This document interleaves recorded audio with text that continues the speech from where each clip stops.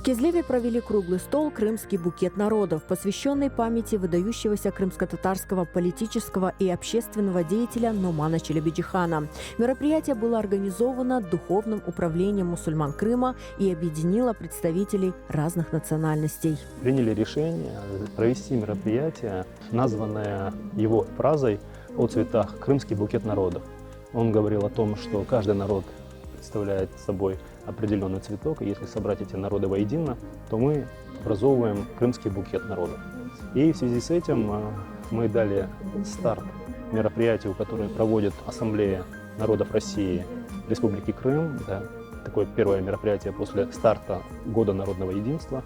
Мы в Евпатории решили открыть этот год для себя Днем памяти Нумана Челебиджихана.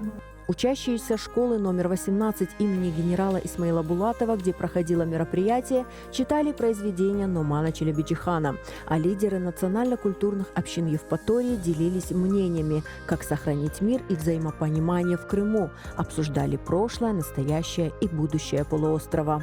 Мы сегодня здесь собрались, чтобы поделиться своими чаяниями о развитии нашего полуострова. Хотим быть услышанными. Как вы видите, разгорелась даже небольшая дискуссия по этому поводу.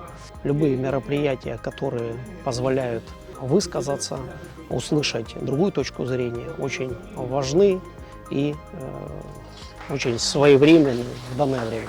Это мероприятие действительно очень важное.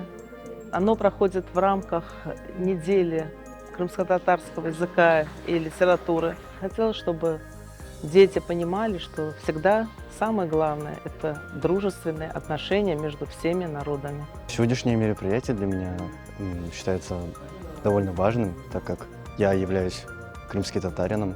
Сегодня я узнал о таком деятеле, достаточно популярном в крымско-татарской культуре, как Нуман Челебиджихан. О нем побольше узнал о подробностях его жизни, о том, какой он героический деятель. Очень рада, что существуют такие мероприятия, которые дают память о Нумане Челебиджихане, потому что он лидер крымских татар, и для нас это очень важно.